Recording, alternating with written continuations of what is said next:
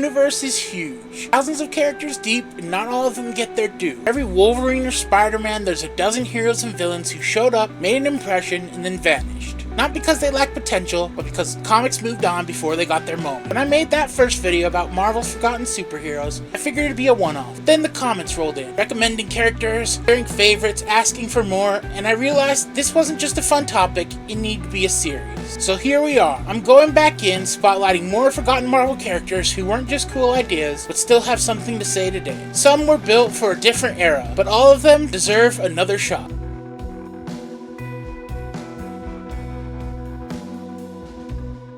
The Soviet shadow Marvel left behind. Some Marvel characters were forgotten because they were weird, some because they were too niche, some because they are tangled up in Cold War politics and editorial neglect. Darkstar falls into that last category. Lenya Petronova, aka Darkstar, first appeared in the Champions #7 in 1976, created by Tony Isabella and George Tuska.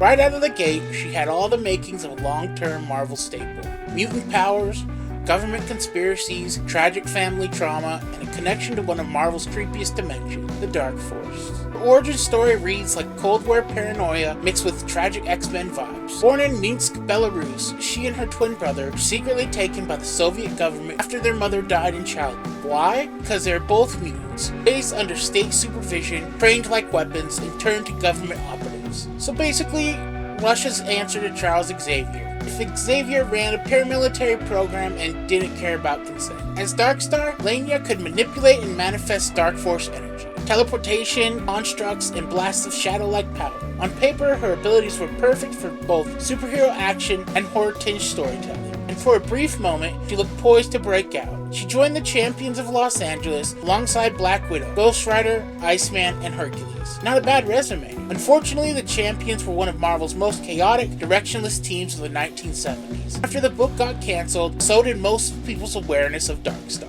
After that, she bounced between super teams like a Cold War pinball. Soviet Super Soldiers, the Winter Guard, Cyberforce, X-Corporation. Basically, if there was a Russian-themed team with matching uniforms, Darkstar was on it. Her stories were often great on paper, but never pushed consistently. One month she's helping fight Magneto, the next she's fighting alien invaders with Iron Man. And suddenly she's mind-controlled by some obscure Soviet villain with a name like Professor Radiation Feelings. And yet, with all this history, Darkstar kept getting sidelined. Unlike characters who broke out into solo stars, Darkstar stayed trapped in a narrative limbo. She was always part of a team, but never the reason readers picked up a book. Every time she started to build momentum, the team she was on either got cancelled or she got shuffled into another ensemble where she'd play support again. On top of that, her identity was often reduced to a single trait, the Soviet hero. After the Cold War ended, that trope lost its marketable edge. Marvel didn't know how to reframe her. Too political for street-level stories, too underpowered for cosmic. She never had the luxury of driving her own narrative. Worse, she never got a long solo run. Instead, she got stuck in a rinse and repeat cycle of brainwashing plots, deaths, and background appearances just visible enough for fans to remember her, never enough to break out. To make it worse, she also died. More than once. 7+ killed her in the new X. She got resurrected from Necrotia, replaced by government clones, and then somehow fought vampires with the Winter Guard. There was even a story where her consciousness was stuck inside a Dark Force crystal possessed by dire wraiths. 'Cause comics. But here's the thing, Darkstar's still relevant. Today, Marvel is constantly expanding into the international teams, mystical powers, and morally complex characters with tragic backstories. Darkstar fits all of that perfectly. She's a mutant, a Dark Force wielder, a defect, a hero caught between national loyalty and personal morality. The power set could make for some visually stunning action scenes. Imagine the visuals, turning Dark Force energy into creepy, shifting shadow constructs, blur the line between physical, attack, and Lovecraftian horror. And representation-wise, Marvel could use more female-powered, non-American characters who aren't just supporting players. Darkstar could fill that gap. Plus, and this is important, she's due for a proper redemption arc. For once, maybe she gets to headline the mission instead of being brainwashed halfway through it. Give her a horror-tinged solo story, make her the emotional anchor of a new Winter Guard book, or finally, let her get the focus she's been denied for decades. Darkstar deserves more than just being the superhero equivalent of that one exiled Russian mutant from the background. It's time to turn the lights off and let the Dark Force in.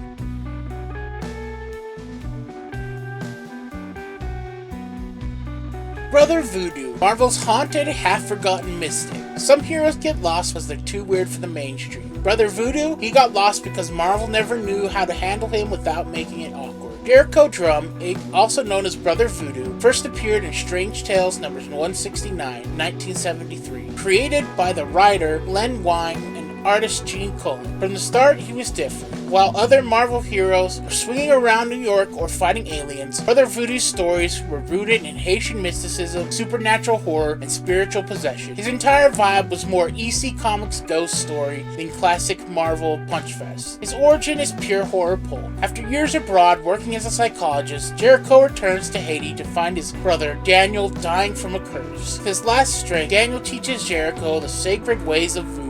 And in a grim twist, Daniel's soul becomes permanently bonded to Jericho's body. From that point on, Brother Voodoo walks the line between hero and supernatural vessel, able to summon spiritual entities, control fire, and even temporarily possess other people by unleashing his dead brother's spirit. So yeah, not your typical spandex brawlers. Despite that unique power set, cultural weight baked into his story, Brother Voodoo never broke out. Why? Well, a messy mix of bad timing, shallow writing, and the uncomfortable fact that early portrayals leaned way too hard on surface-level stereotypes. Marvel wanted a cool supernatural hero, didn't want to do the research, or commit to exploring Haitian culture with any real respect or depth. Throughout the 80s and 90s, Brother Voodoo mostly lived in Marvel's guest star graveyard. He'd show up when Doctor Strange needed backup, or when a magic-themed crossover needed the voodoo guy. He'd wave his hands ominously for 2 panels and then disappear. He was less a character and more a plot device with cool accessories. It wasn't until 2009, Dr. Voodoo, Avenger of the Supernatural miniseries, that Jericho finally got something closer to the character he deserved. After Doctor Strange loses the mantle of Sorcerer Supreme, Brother Voodoo steps up to take the title. This run leaned hard into cosmic horror, metaphysical dread, and Jericho's internal struggle, trying to balance logic, faith, and responsibility while being haunted, literally, by his brother's ghost. And it was actually really good. It felt like Marvel was finally ready to let Jericho be more than a stereotype. It gave him a new name, Dr. Voodoo, and opened the door for some much-needed growth. So of course, Marvel canceled it at 5 issues. Since then, Brother Voodoo has drifted right back to side character limbo. Support staff for the Savage Avengers, background filler for big magic crossovers, occasionally popping up when the story needs a mystical expert, but never getting real focus. But here's the thing, Brother Voodoo's time can absolutely be now. Brother Voodoo fits that darker corner of the Marvel Universe, full of horror, mysticism, and alternate dimensions perfectly. But it's not just about genre. For one, there's a growing audience hunger for culturally specific storytelling. Stories that don't just use cultural backdrops and set dressings, but actually explore them with depth and authenticity. With the right creative team, Brother Voodoo could tap into Haitian folklore, real-world spiritual traditions, and write creative and post-colonial horror in a way that feels fresh and meaningful instead of outdated or stereotypical. Then there's the mental health angle. Jericho's whole life is a tug-of-war between logic and faith, control and possession. He's a trained psychologist who spends every day dealing with literal spirits, often questioning his own sanity. That kind of inner conflict, trauma, guilt, duty, and unresolved grief aligns perfectly with the emotional storytelling that's driving a lot of the modern superhero narratives. And on a more cosmic level, Brother Voodoo has untapped potential as a bridge character. Someone who could link the street-level supernatural stuff, Moonlight, Blade, with larger magical ecosystems. Marvel's always looking for characters who can anchor their own niche while still fitting into bigger crossover events. Brother Voodoo could easily fill that role. Finally, let's be blunt. He just looked cool on screen or page. The visual of Jericho summoning spectral fire, sending his brother's ghost to possess enemies, and standing surrounded by haunted energy while draped in ceremonial robes, that's the kind of weird, atmospheric superhero horror that Marvel's audience is more than ready for. Marvel's been playing with shadows for a while. Brother Voodoo's just the torchbearer who's ready to show them what's really hiding in the dark.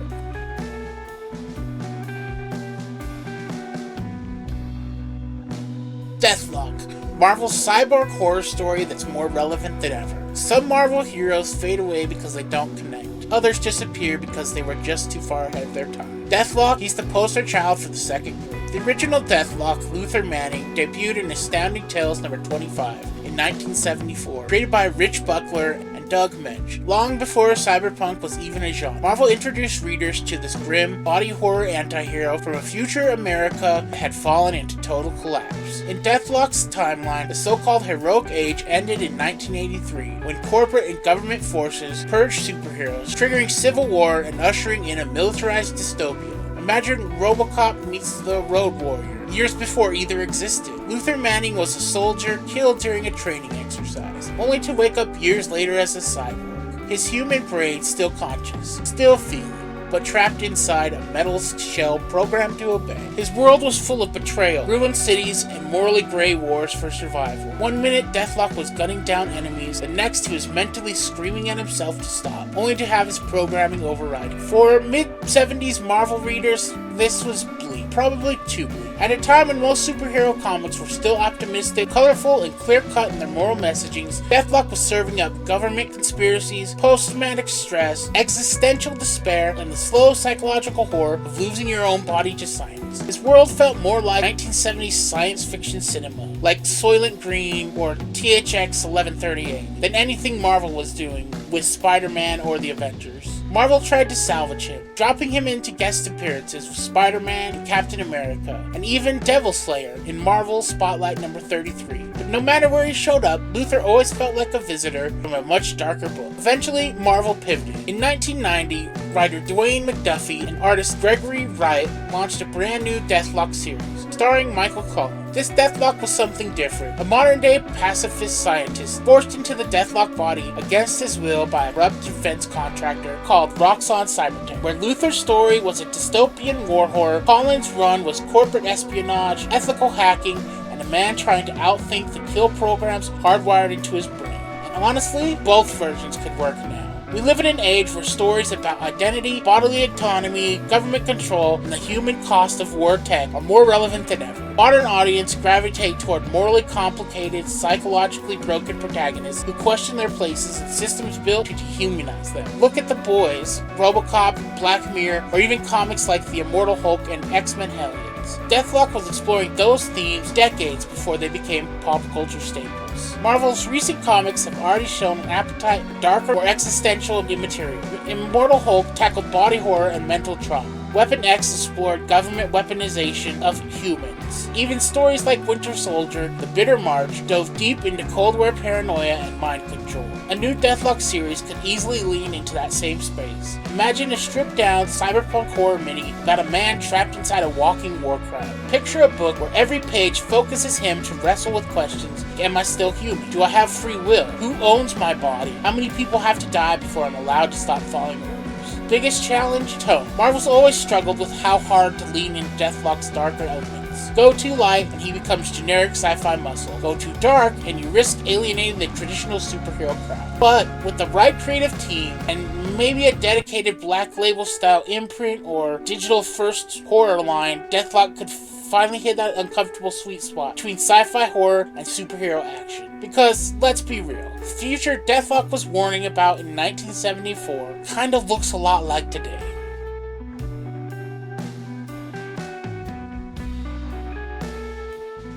American Eagle, the superhero Marvel doesn't know what to do with. Sometimes when you're digging through those old back issues, you stumble on a character who feels like they're built for bigger things. Someone with the powers, the look, and the raw potential to stand shoulder to shoulder with Marvel's biggest names. But for whatever reason, history didn't quite cooperate. That's American Eagle, a Native American hero introduced in the late 70s. Jason Strongbow had everything going for him, yet for decades he's been stuck on the sidelines, overlooked and underused. What makes American Eagle especially compelling is his deep, authentic connection to his heritage as a proud representative of the Navajo Nation. He's not just another costumed hero with super strength. He carries the weight of history, tradition, and real-world struggles on his shoulders. His story brings a rare, grounded voice to Marvel's cosmic and technological chaos. Jason's story starts in the real world, with a fight for sacred land. When a mining company threatened to excavate a mountain held sacred by his tribe, Jason tried to use the legal system to protect it. When that failed, he didn't give up. He organized and led peaceful protests to stop the destruction. What began as a localized battle over land rights quickly escalated into something far more dangerous and complicated. Deep in those mines lurked Ulysses Claw, who was using the uranium deposits to fuel his own devastating sonic powers. Suddenly, Jason found himself caught in a struggle that combined raw physical power, cultural heritage, and survival. Amid the chaos, a cave-in trapped Jason and his brother Ward. Both were exposed to an unknown radioactive isotope combined with Claw's destructive sonic blasts. Ward managed to escape, but Jason emerged from the wreckage forever changed. He was gifted or burdened with superhuman strength, speed, heightened senses, and durability. Beyond the science fiction explanation, Jason believed his powers were a blessing from the Great Spirit, making him not just a hero, but a symbol of resilience and spiritual strength for his people. As American Eagle, Jason's role expanded beyond just protecting his tribe's sacred sites. He became a hero who stood alongside others defending land, heroes like Kazar and the Thing. His stories skillfully blend real-world issues like indigenous rights and environmentalism with the classic superhero action Marvel fans expect. This combination gives Jason a uniquely powerful cultural and emotional core. His abilities go far beyond brute force. Jason can outrun a cheetah, withstand blows that would fell ordinary humans, and his senses, especially his eyesight, keen precision of his namesake. He's a formidable hand-to-hand combatant, an expert archer. Wielding a crossbow with precision and tactical skill made him a threat even without his superpowers. Over time, Jason's story evolved, reflecting commitment to his community and his values. When the Superhuman Registration Act threatened to undermine his autonomy and his tribe's sovereignty, he actively resisted, standing firm in defense of both tribal authority and individual freedom. As a law enforcement figure on his reservation, Jason walks a complex path, balancing traditional values, the realities of modern justice, and superhero politics. American Eagle's story has also ventured into the cosmic realm. He was once among the many heroes and villains vying to become the next host of the Phoenix Force, testament to his ambition, not just to be a local defender, but to elevate and empower his people on a grand cosmic scale. In a Marvel universe often dominated by flashy tech, larger-than-life mutants, and cosmic entities, American Eagle stands out as something deeply grounded and profoundly human. Here's the crucial point. Jason's strongbow isn't defined by the vague mysticism or stereotypical spiritual powers. His origin is firmly rooted in science fiction. His motivation is grounded activism. His conflicts are personal, local, and national. At a time when audiences are rightfully calling for authentic, indigenous representation, Jason's strongbow sits ready, waiting in Marvel's vault. An underused character primed for modern comeback. Imagine a current-day series that leans into the themes of environmental justice, tribal sovereignty, corporate exploitation, all without reducing him to tired stereotypes. Picture storylines blending superhero action with contemporary social stakes. And don't forget, American Eagle's raw physical power is off the charts for a hero who's otherwise so grounded. It's held its own against heavy hitters like Venom, Bullseye, various Thunderbolt-era villains, and even Luke Cage. If Marvel truly wants to bring fresh, authentic voices to the forefront, American Eagle is exactly the hero who deserves his time to soar.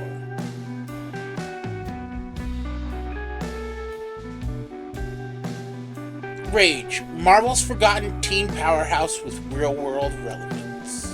When you think of Marvel's street-level heroes, you probably picture names like Luke Cage or Daredevil. Buried in the long boxes, there's one name that always hits different. Rage. A kid transformed by toxic waste into a superpowered adult. Elvin Halliday didn't just get strength, he lost his childhood to it. He was loud, angry, and unapologetically black in a world that kept trying to sideline him. Too young for the Avengers, too real for the Marvel Universe of the 90s. But the more you read, the more you realized Rage wasn't just walking contradiction. He was one of the most honest heroes Marvel ever created. Elvin Halliday was just 13 years old when everything changed. One bad day, running from bullies, he stumbled into a toxic waste dump. By the time he made it home to his grandmother, his body had started transforming. He grew bigger, stronger, nearly invulnerable. Within weeks, he looked like a fully grown man in his 30s, with enough raw power to lift cars and shrug off bullets. Encouraged by his grandmother, Elvin put on a costume and took the name Rage, determined to use his new strength for good. But Rage wasn't just a brick-strong hero. He showed up at Avengers Mansion and straight up called out the team for their lack of black representation, right to Captain America's face. That was his debut.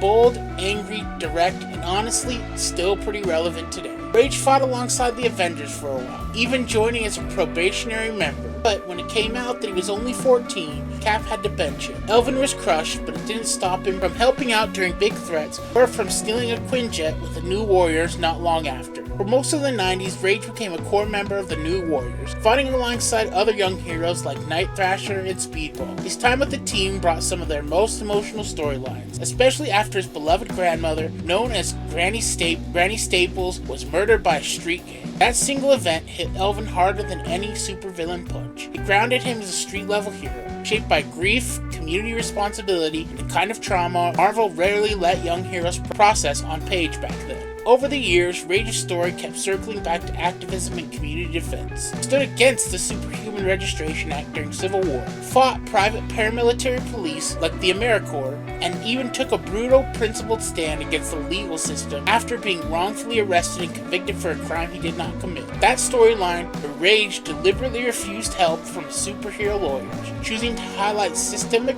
injustice through the regular courts, still stands out as one of Marvel's most grounded, socially charged moments in the last decade. And when Marvel needs raw muscle in comic events, Rage showed up there too. He fought alongside Earth's heroes in the Negative Zone during Annihilation Scourge, and was even bonded with a symbiote during the Venomized event. Though, like too many heroes, he didn't walk away from that. The thing about Rage is he's always been a character of contradiction. A teenager trapped in a grown man's body. A street-level hero caught in cosmic battles. A loudmouth bruiser with a deep emotional core. And a black teen from Brooklyn who consistently chose to fight for the community that raised him, even when it cost him everything. Raw, impulsive, and often reckless. But he's also loyal, selfless, driven by a deep sense of justice that feels painfully real. Rage is the kind of hero who never fit cleanly into any one Marvel box, but always willing to show up when it matters. He's the guy who will stand up to the gods and government agencies with the same stubborn defiance. The kid who never stopped punching up, whether that meant street gangs, supervillains, or broken systems. In today's landscape, where stories about systemic racism, police overreach,